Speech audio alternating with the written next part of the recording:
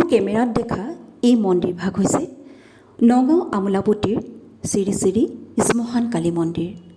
আজি শ্মশান কালী মন্দিৰৰ ৪১তম বাৰ্ষিক পূজা।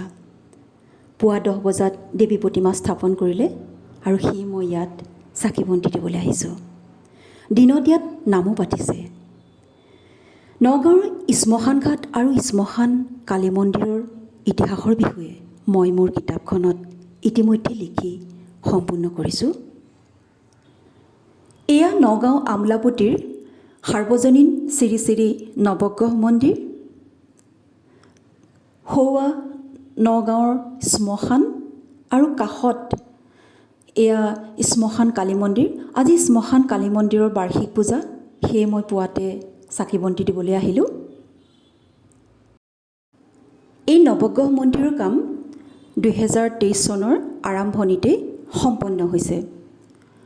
মঙলদৈ আৰু গুৱাহাটীৰ পাছতেই নগাঁৱৰ আমোলাপট্টিৰ এই নৱগ্ৰহ মন্দিৰৰ নাম আমি ল'ব পাৰোঁ, অৰ্থাৎ মধ্য অসমৰ প্ৰথম নৱগ্ৰহ মন্দিৰ।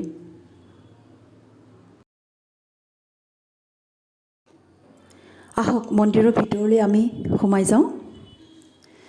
ময়ো আজি প্ৰথম এই মন্দিৰ দৰ্শন কৰিবলৈ আহিছোঁ। মন্দিৰৰ ভিতৰত বাওঁহাতে প্ৰথমজন দেৱতাই হৈছে দেৱৰ অধিপতি মহাদেৱৰ মূৰ্তি।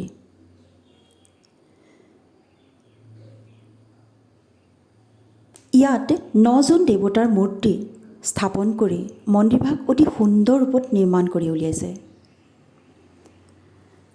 মাজত এয়া সূৰ্য দেৱতাৰ মূৰ্তি, বাওঁহাতে 1 নম্বৰতে আছে ৰাহু, বুধ, কাষত সেয়া বৃহস্পতি, শুক্ৰ, চন্দ্ৰ দেৱতা, কাষত শনি, মংগল আৰু কেতুৰ প্ৰতিমূৰ্তি। এয়া গণেশ বাবাৰ মূৰ্তি।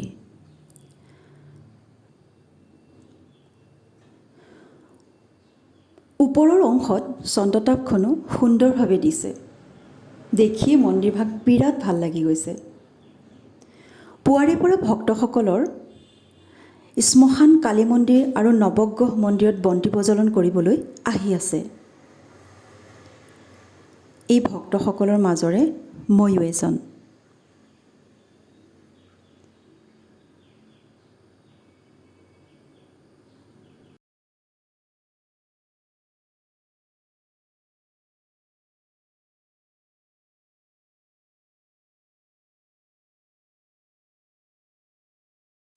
এয়া নিশা 7 বজাত নগাঁও আমোলাপট্টিৰ ৪১তম সাৰ্বজনীন মহামায়া শ্মশান কালী পূজালৈ আহি আছোঁ। আহক ভিতৰলৈ সোমাই যাওঁ, পূজা চাওঁগৈ।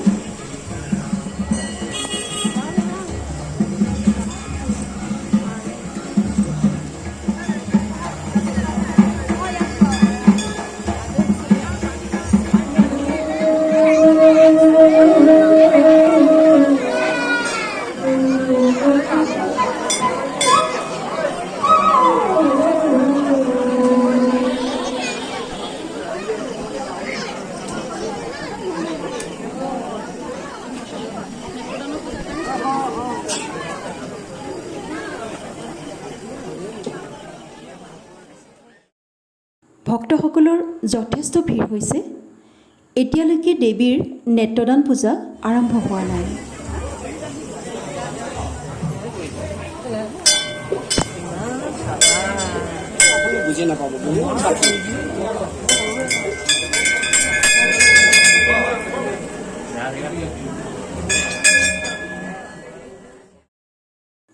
এয়া ছাগলীৰ বলিৰ পৰ্ব আৰম্ভ হৈছে।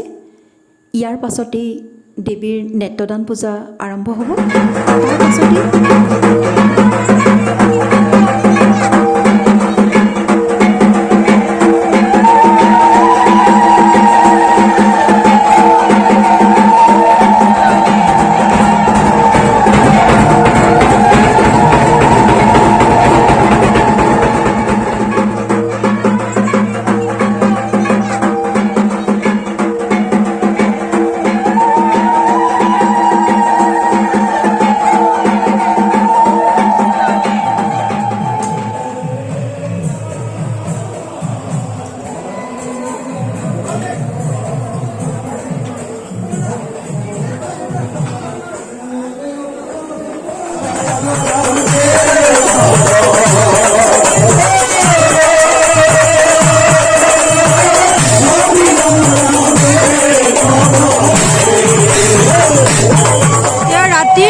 নৱগ্ৰহ মন্দিৰৰ দৃশ্য।